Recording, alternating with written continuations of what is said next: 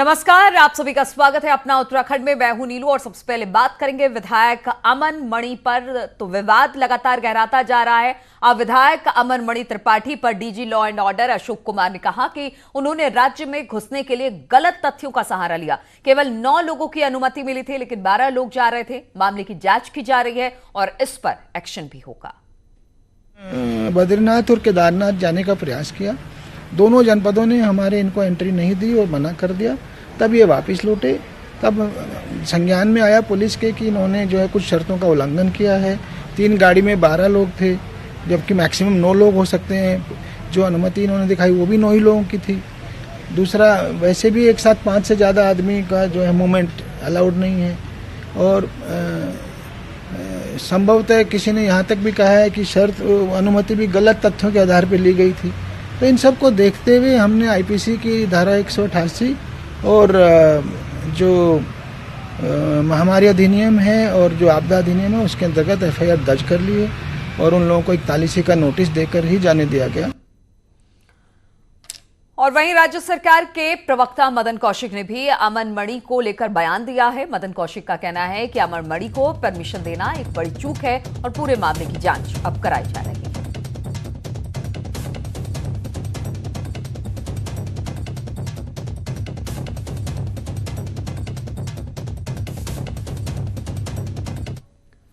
और कांग्रेस का कहना है कि इस तरह माफिया और हिस्ट्री शीटर को आने की इजाजत जिस अधिकारी ने दी उसके खिलाफ कार्रवाई होनी चाहिए। कांग्रेस का कहना है कि गरीब अपने घर लौटने के लिए परेशान है और अमीरों को अधिकारी परमिशन दे रहे हैं, जबकि बद्रीनाथ धाम के कपाट अभी नहीं खुले हैं। कहना है सरकार पर ये आरोप सीधा है मेरा कि गरीब को तो आप घर तक पहुंचा नहीं पा रहे, गरीब के लिए आप साधन उपलब्ध नहीं करा पा रहे, और अमीरों के शहजादे के लिए जो क्रिमिनल हैं, जो हिस्ट्री सीटर हैं, उनके लिए आप देवभूमि के रास्ते खोलते हैं और वो भी बद्रीनाथ के तो कपाट भी नहीं खुले। वहीं बीजेपी विधायक खजान दास ने कहा कि ये बेहद गंभीर विषय है, जनप्रतिनिधियों पर जिम्मेदारी होती है। वो कानून बनाते हैं, लेकिन अगर वही कानून का उल्लंघन करे तो ये ठीक नहीं है, क्योंकि कानून से ऊपर कोई भी व्यक्ति नहीं। अमन मणि त्रिपाठी जिस तरह से जो है सीधे बिना परमिशन के उत्तराखंड में आए और उत्तराखंड से भी आगे जाकर के केदारनाथ बद्रीनाथ जाने की बात कर रहे थे, ये चिंताजनक विषय है। क्योंकि ऐसे प्रतिनिधि को चिंता करनी चाहिए। हम स्वयं कानून बनाते हैं, फिर कानून का उल्लंघन करेंगे तो ये ठीक बात नहीं है, क्योंकि व्यवस्थाएं हैं, व्यवस्थाओं को जो बनाया है उसके नियमित हम सबको चलना चाहिए। ये चिंताजनक विषय है कि यदि उन्होंने इस तरह का किया है। और इसी पर बातचीत करने के लिए सुनील नवप्रभात हमारे साथ देहरादून से जुड़ रहे हैं। सुनील, जिस तरह से न्यूज़ 18 लगातार इस खबर को दिखाता रहा, अब इस पर कार्रवाई हुई है, एफआईआर दर्ज हो गई है, लेकिन अब इस मामले पर कहीं ना कहीं राजनीति भी हो रही है।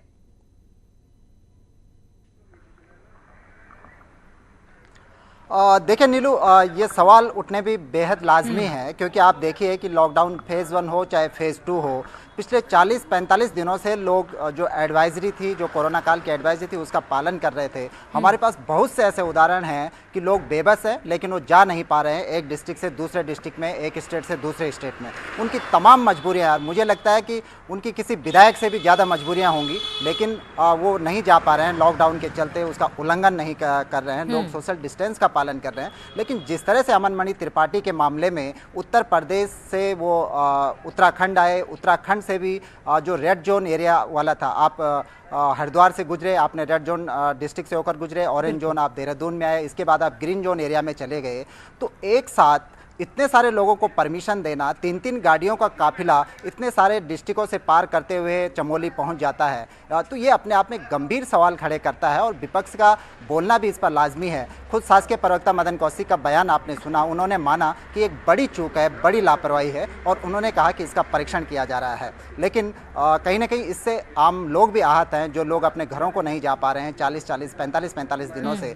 वहाँ एक विधायक 12-12 लोगों के साथ तमाम नियम कानूनों को ताक पर रखते करते हुए इतने सारे डिस्ट्रिक्टों को क्रॉस करते हुए चमोली पहुंच जाता है, वो तो शुक्र हुआ चमोली जिला प्रशासन ने इस बात का संज्ञान लिया और उन्होंने उनको आगे की एंट्री नहीं दी और वापसी में उन पर मुनि की रेती थाने में लास्ट में मुकदमा दर्ज करना पड़ा। तो कहीं ना कहीं एक गंभीर मामला है। बिल्कुल सुनील, तो कहा जा सकता है कि यहाँ पर विधायक साहब की कोई मजबूरी दिखाई नहीं दे रही है, कोई जरूरी काम दिखाई नहीं दे रहा है, इसके बावजूद 12 लोगों के साथ और पूरे लाव लश्कर के साथ ऐसी जगह जा रहे हैं जहां पर कपाट बंद है। अब देखना होगा कि वो कौन व्यक्ति था जिन्होंने 12-12 लोगों को जाने की इजाजत दी, इसको भी देखना जरूरी होगा क्योंकि कोरोना काल चल रहा है और लगातार तमाम राज्य से लड़ने की कोशिश कर रहे हैं और ऐसे में एक लूप फॉल बहुत ज्यादा घातक हो सकता है। बहुत बहुत शुक्रिया आपका हमारे साथ जुड़ने के लिए।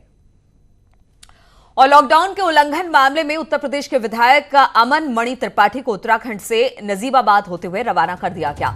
सीओ नरेंद्र नगर ने बताया कि विधायक और उसके साथ उत्तर प्रदेश के लिए रवाना हो चुके हैं। देर रात मुनि की रेती थाने में 82 चौकी पर विधायक और उनके साथियों के खिलाफ मामला दर्ज कर लिया है। बाद में सभी को निजी मुचलके पर छोड़ दिया गया।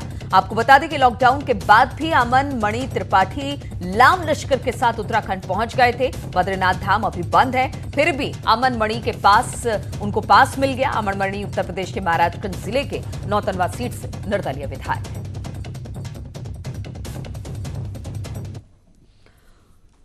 और उत्तर प्रदेश विधायक अमन मणि त्रिपाठी द्वारा लॉकडाउन उल्लंघन मामले में टिहरी एसएसपी योगेंद्र सिंह रावत का कहना है कि विधायक सहित 12 लोगों पर लॉकडाउन उल्लंघन मामले में थाना मुनि की रेती में सुसंगत धाराओं में मुकदमा दर्ज किया गया है और दफा 41 के नोटिस के बाद उन्हें मौके से भेज दिया गया। रात्रि में थाना मुनि की रेती के अंतर्गत 82 चौकी पे चमोली जनपद और पौड़ी की तरफ से आती हुई 3 गाड़ियों को जब रोका गया तो ये पाया गया कि उनमें जो निर्धारित संख्या है उनसे अधिक लोग बैठे हुए थे और उनके द्वारा मास्क वगैरह भी नहीं पहने गए थे, जो वर्तमान में जो लॉकडाउन चल रहा है और उसके लिए जो दिशा निर्देश हैं इसका ये क्लियर एक उल्लंघन था। इस उल्लंघन के लिए इनके विरुद्ध जो सुसंगत धाराएँ हैं कुल 12 लोगों के विरुद्ध, जिनमें एक माननीय विधायक भी हैं, उनके विरुद्ध अभियोग पंजीकृत किया गया है और अभियोग पंजीकृत करने के बाद उनको दफा 41 के नोटिस के बाद मौके। और अब बात करते हैं कोरोना लॉकडाउन की, जिसमें आज थोड़ी बहुत छूट मिली है, जिसके बाद बाजारों में खासी चहल पहल नजर आई। तो आपको राज्य के शहरों का हाल भी दिखाते हैं। सबसे पहले बात करते हैं नैनीताल की। तस्वीरें आप देख सकते हैं। सरोवर नगरी में आज बाजार खुले रहे, लेकिन सोशल डिस्टेंसिंग की जमकर यहां पर धज्जियां उड़ाई गई। बाजार में खरीदारी के लिए सुबह से ही भीड़ भाड़ उमड़ी रही। हड़बड़ी में लोग एक दूसरे से सटकर खड़े रहे तो दुकानों में भी भीड़ नियमों का उल्लंघन करती दिखाई दी। बाजार खुलने के बाद आज नैनीताल में भी चहल पहल बढ़ गई है। ये देख सकते हैं मेरे पीछे आप, सुबह से ही जो 7 बजे से बाजार खुलने का समय था उसके बाद चहल पहल बढ़ गई है। हालांकि जो सोशल डिस्टेंस है उसका ख्याल नहीं रखा जा रहा है। इस पर आप देख सकते हैं कि दुकानों में जो खरीदारी है वो की जा रही है और जो लोग हैं वो काफ़ी संख्या में आए हुए हैं। पीछे की तरफ देख सकते हैं कि जो लोगों की भीड़ है वो काफ़ी दिनों के बाद इस तरह से बाजार में पहुंची है और जो दिक्कतें हैं या ज़रूरी सामान है वो खरीद रहे हैं। भाई साहब, आज बहुत दिनों बाद बाजार खुल रही है, किस तरह देखते हैं, किस तरह ज़रूरी सामान खरीद रहे हैं? हम तो थोड़ा सा ये हॉस्पिटल में ही आए हुए थे, क्या कहते हैं, गांव के, उनको दिखाने के लिए अपने भाई साहब को, तो अक्सर आना जाना हो रहा था तो मेडिकल पे वो मेडिसिन वगैरह। बाजार खुलने से राहत है? आज बाजार खुलने से राहत है। जो ज़रूरत के जो सामान जो रह गए थे वो चीज़ें हम क्या कहते हैं मिलने लगी हैं। सर, बाजार आज बहुत दिनों बाद खुली है, हालांकि सोशल डिस्टेंस अभी भी कायम नहीं किया जा रहा है, तो किस तरह देखते हैं इसे? एक तो लोगों को सुविधा हो गई है और जो कई व्यापारी लोगों की जो दुकानें कई 1-1.5 महीने से बंद थी उनको भी एक अपनी दुकान के अंदर जो चूहे हुए ये लग गए थे उनको भी सफाई करने का मौका। लेकिन सोशल डिस्टेंसिंग का ध्यान बहुत रखना पड़ेगा। अगर ये गलती से भी अगर ये दोबारा से बढ़ गया तो फिर हम लोगों के लिए संभाला नहीं जाएगा, इसलिए हमको बहुत संभालना है। तो कुल मिला के ये कहा जा सकता है कि जिस तरह से व्यापारी भी जागरूक हैं और तमाम दिनों से उनकी दुकानें बंद थी, आज खुली हैं तो लोगों ने राहत मिली है। हालांकि सोशल डिस्टेंस लोगों को खुद ही अपनाना पड़ेगा ताकि कोरोना जैसी महामारी को दूर भगाया जा सके। वीरेंद्र बिष्ट, न्यूज़ 18, नैनीताल। और लॉकडाउन के तीसरे चरण में अल्मोड़ा में अधिकांश दुकानें खुल गई हैं। आज बाजार खुलते ही सुबह से ही काफी भीड़ देखने को मिली। लोग सोशल डिस्टेंस का पालन नहीं कर रहे हैं। अधिकांश लोग बाजार में मास्क लगाकर ही निकल रहे हैं। वहीं शराब की दुकानें खुलने के बाद शौकीन लोग सुबह से ही शराब की खरीदारी करते दिखाई दिए। के तीसरे चरण में कुछ दुकानों को खोलने की छूट मिली है, जिसके बाद एकदम बाजार में भीड़ आ गई है। लोग खरीदारी करने के लिए एकदम तेज़ी से बाजार में निकले हुए हैं। अधिकांश जगहों पर सोशल डिस्टेंसिंग का भी पालन नहीं किया जा रहा है। हालांकि लोगों ने मास्क पहनकर ही अधिकांश लोग बाहर को निकल रहे हैं। और हल्द्वानी में आज तकरीबन 1.5 महीने बाद दुकानें खुली, इसलिए कुमाऊं के सबसे बड़े मार्केट के व्यापारी खुश हैं। बाजार का जायजा लिया हमारे सहयोगी शैलेंद्र नेगी ने। 22 मार्च के बाद आज कुमाऊं की सबसे बड़ी बाजार हल्द्वानी वो खुली हुई है और हल्की सी चहल पहल आप देख सकते हैं, ग्राहकों की चहल पहल देख सकते हैं। दुकानें खुली हुई हैं और जिस तरीके का जो सोशल डिस्टेंसिंग का पालन होना चाहिए था वो भी होता हुआ दिख रहा है, क्योंकि एक तरफ की दुकानें हमें पूरी तरीके से बंद दिख रही हैं, दूसरी तरफ की दुकानें खुली हुई दिख रही हैं और यही सरकार की स्ट्रेटजी भी है। हमारे साथ कुछ दुकानदार हैं, वो किस तरीके से इसको देख रहे हैं आज इस खुलने को। मैडम, आप किस तरीके से देख रही हैं आज इसको? अच्छा महसूस हो रहा है आज, अच्छा महसूस हो रहा है आज जी, अच्छा महसूस हो रहा है। भाई साहब, आप किस तरीके से देख रहे हैं इस फैसले को सरकार? जी, ये सरकार का बहुत अच्छा फैसला है, बहुत अच्छा लगा देखकर और कानून व्यवस्था बहुत अच्छी है। एक तरफ से खुला है, एक तरफ से बंद, ये अच्छा वो डिसीजन लिया गया है, गवर्नमेंट का अच्छा डिसीजन है और बहुत अच्छा महसूस हो रहा है आज। मार्केट में चहल पहल भी है, मार्केट में चहल पहल है। लोग देखिए, आप घड़ियों की दुकानें खुली हुई हैं, इस तरफ आप देखिए, इस तरफ गारमेंट्स की दुकानें खुली हुई हैं। हमारे साथ और एक व्यापारी हैं। सर, आप किस तरीके से देख रहे हैं इस फैसले को सरकार के? क्या ये फैसला सही है? फैसला लिया है, एक अच्छा फैसला लिया है। इस तरह बाजार खुलेगा तो पब्लिक को पता चलेगा बाजार खुला है। जो पब्लिक बाजार में आएगी फिर व्यापार चलना शुरू हो जाएगा, फिर आदमी का व्यापार भी चलेगा। काफ़ी समय बाद तो बाजार खुला ही है, परेशानी थी लोगों की। कितना नुकसान हुआ पिछले 1 महीने के भीतर? अगर हम 22 तारीख से देखें तो लगभग कितना नुकसान आप? काफ़ी नुकसान हुआ है, मतलब घर का खर्चा तक निकलना मुश्किल हो रहा है लोगों का। अब घर परिवार का खर्चा भी निकालने के लिए कोशिश करें, खुले तो बाजार खुलेगा तो घर के खर्च वगैरह निकलेगा, व्यापार चलेगा तो खर्च वगैरह निकलेगा। ठीक बात है, क्योंकि व्यापार में जब तक लोग खरीदारी नहीं करेंगे तब तक व्यापार नहीं चलता है, तो इसलिए निश्चित तौर पर व्यापारियों को बड़ी राहत है। मार्केट खुली है और सोशल डिस्टेंसिंग भी दिख रही है, तो ये बेहतर है। कम से कम कोरोना से लड़ते हुए हम व्यापार भी शुरू करें, उद्योग धंधे भी शुरू करें, तो एक अच्छा मैसेज यहाँ से निकलता हुआ दिख रहा है। कैमरा सुनील कुमार के साथ शैलेंद्र नेगी, न्यूज़ 18 हल्द्वानी। और उधम सिंह नगर के खटीमा में प्रशासन ने लॉकडाउन पार्ट 3 में भी लोगों को ज्यादा राहत नहीं दी है। प्रशासन ने ऑड इवन फॉर्मूले के तहत सड़क के एक तरफ दुकान खोलने के निर्देश दिए हैं। साथ ही सड़क पर ई रिक्शा सहित दूसरे सार्वजनिक गाड़ियों को चलने पर मनाही है। उसके बावजूद लोग प्रशासन के नियमों की अनदेखी करते हुए नजर आए। ऑड और इवन नंबर जो डेज हैं, हमारे जो डेट्स हैं उसके अनुसार दुकानें खोली जाएंगी और एक दिन जो है वो रोड के बाईं साइड की दुकानें खुलेंगी, दूसरे दिन रोड के दाईं। उधम सिंह नगर के खटीमा में लॉकडाउन 3 में आज तस्वीरें कुछ बदली हुई सी नजर आई। सड़कों में जहां चहलकदमी दिखी, वहीं प्रशासन ने एहतियातन राइट हैंड में जो सड़क है उसके इधर को शॉप खोलने के निर्देश दिए हैं और लेफ्ट हैंड की शॉप को बंद रखने के निर्देश दिए हैं। उसके बावजूद भी दोनों तरफ दुकानें खुली रही और सड़कों में जो ई रिक्शा और सार्वजनिक वाहन चलने के लिए जो मनाही थी वो भी चलते हुए नजर आए। कमलेश भट्ट, न्यूज़ 18 खटीमा। और देहरादून में आज शराब की दुकानें क्या खुली कि दुकानों पर कई मीटर लंबा खरीदारों की कतारें देखने को मिली। लोग चटक धूप में भी शराब खरीदने के लिए लाइन में खड़े दिखाई दिए।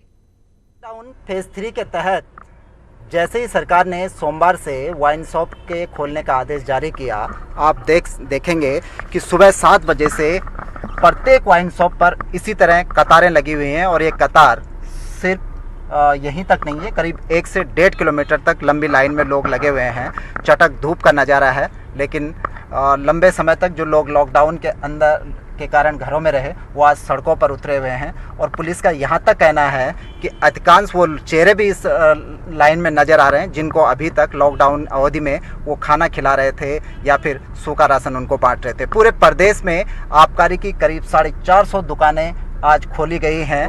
जो ग्रीन जोन और ऑरेंज जोन एरिया है, रेड जोन एरिया में शराब की दुकानों को बंद किया गया है। इसके अलावा अकेले राजधानी में करीब 50 दुकानें हैं, 50 वाइन शॉप हैं जिन पर आज बिक्री हो रही है। तो आप देख सकते हैं कि ये लंबी लाइन, ये सिर्फ एक शॉप का नज़ारा नहीं है, राजधानी की हर शॉप पर इसी तरह से लोगों की कतारें लगी हुई हैं। ये वाइन शॉप है, आपने देख लिया कि वाइन शॉप के लेफ्ट साइड में इतनी लंबी कतार लगी हुई है और यही कतार फिर वाइन शॉप के राइट साइड में भी है। करीब 1 से 2 किलोमीटर लंबी ये कतारें लगी हुई हैं। तो इस पर ज़रूर कई जगह हमने देखा कि सोशल डिस्टेंसिंग का भी पालन नहीं हो रहा है, सैकड़ों की संख्या में लोग कतारों में खड़े हैं। तो इस पर एक बार ज़रूर सोचा जाना चाहिए कि खासकर कोरोना संक्रमण के इस काल में जब एक के बाद एक कोरोना संक्रमण के मामले सामने आ रहे हों, इस तरह से सैकड़ों की संख्या में लोगों की भीड़ कितनी उचित है। कैमरा पर्सन राकेश रावत के साथ सुनील नौप्रभात, न्यूज़ 18 देहरादून। तो ग्रीन जोन में शामिल पिथौरागढ़ को लॉकडाउन में कई तरह की रियायतें मिली हुई हैं, जिस वजह से आज बाजारों में खासी चहल पहल देखने को मिली। खासकर शराब की दुकानें जमकर गुलजार हैं। आलम यह है कि मदिरा के शौकीन सुबह से ही लंबी लंबी कतारों में नजर आए।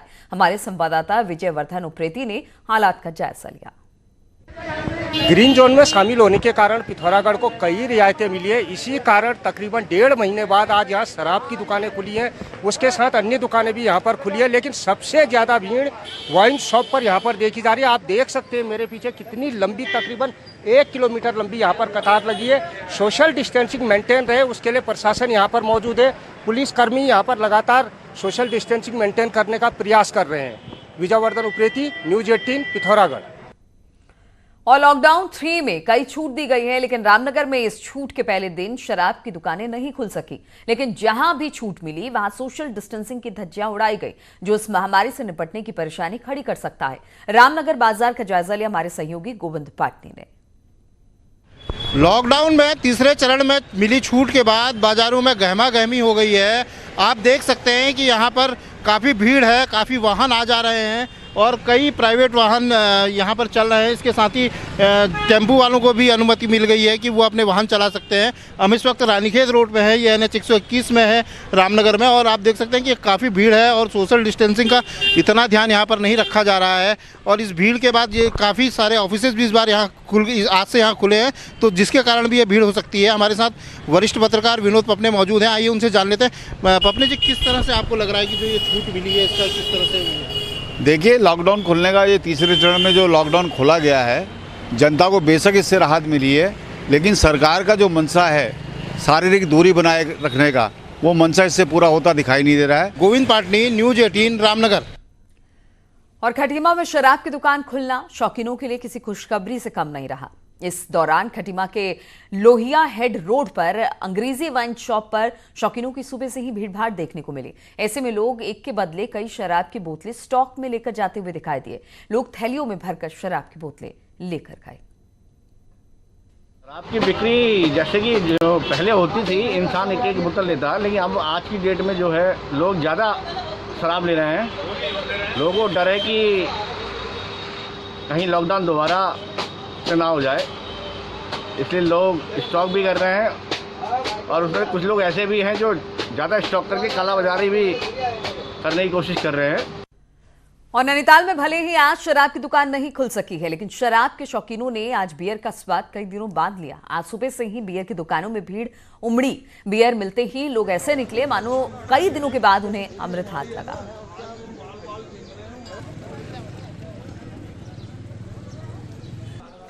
लॉकडाउन के बाद आज नैनीताल में मदिरा की दुकानें भले ही नहीं खुल सकी हैं, लेकिन बियर शॉप जो हैं वो खुली हैं। ये देख सकते हैं कि सुबह से ही इस तरह से जो बियर शॉप है वो 7 बजे खुल गई थी, और जो लोगों की भीड़ है वो राशन से ज़्यादा आज बियर पीने वालों की दिख रही है भीड़। इस तरफ देख सकते हैं कि जो लंबी लाइनें हैं, पुलिस ने सोशल डिस्टेंस बनाने का जो काम है वो किया है। भैया, आज बियर लेने आए हैं, कितने दिन से इंतजार में थे? ये हो गया 1-2 महीना हो गया। बियर जरूरी थी?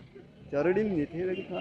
तो ये देख सकते हैं कि जो लोग हैं वो आ रहे हैं। और कोतवाल नैनीताल है सर, सोशल डिस्टेंस एक बहुत ज़रूरी चीज़ है, यहाँ पर मेंटेन हालांकि बाज़ार में नहीं हो पा रहा है, तो किस तरह अभी कार्रवाई की जाएगी?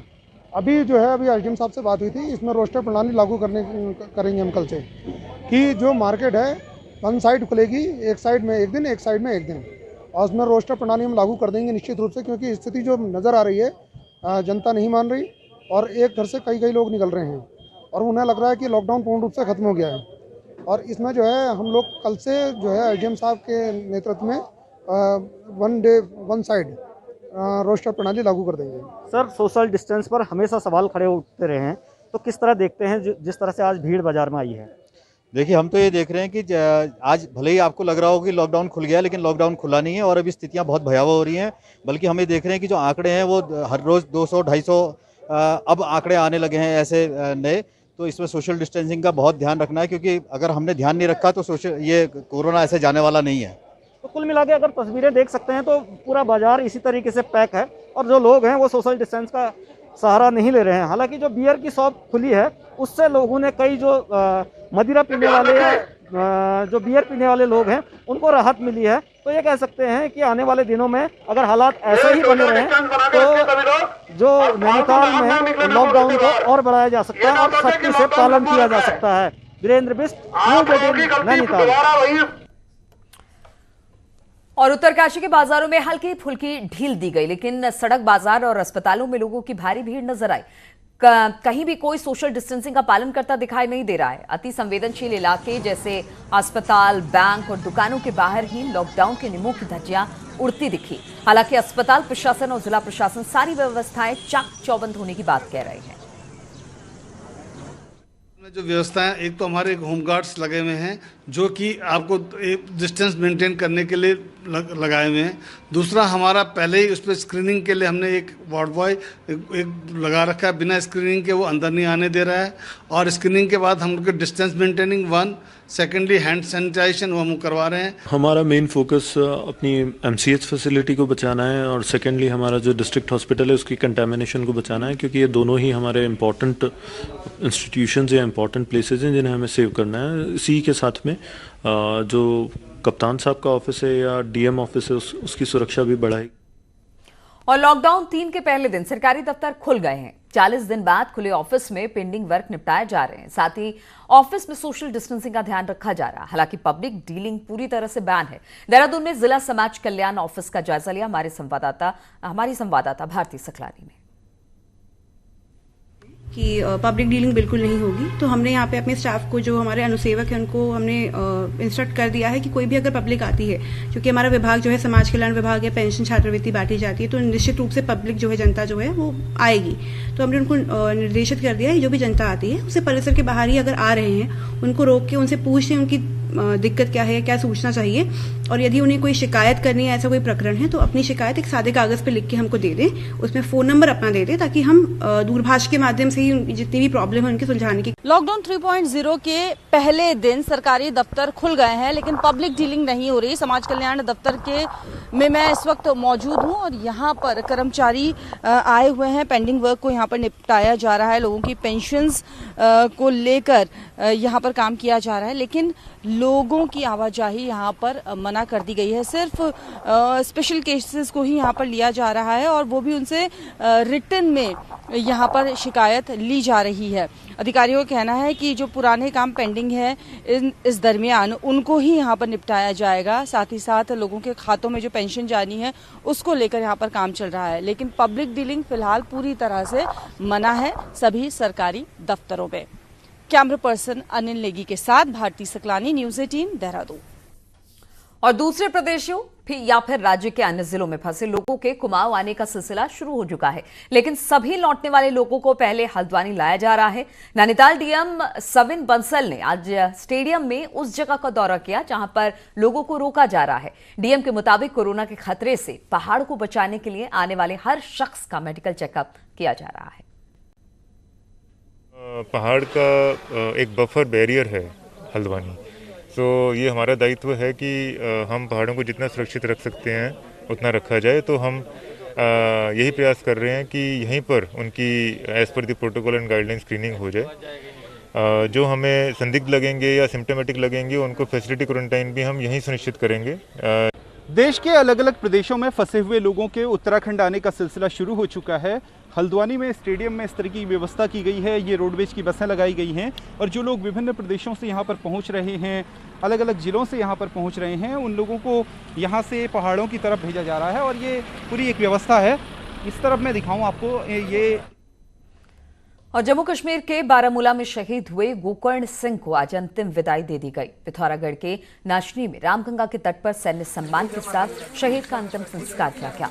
शहीद को मुखाग्नि उनके बेटे मनीष और चाचा प्रेम सिंह ने दी। इस मौके पर विधायक हरीश धामी और बिशन सिंह चुफाल भी मौजूद थे। अभी अभी मत कर रहा हूँ, सुनता क्यों? तो इसी के साथ अपना उत्तराखंड में फिलहाल इतना ही। रुकेंगे छोटे से ब्रेक के लिए, लेकिन ब्रेक के बाद भी लगातार खबरों का सिलसिला जारी है।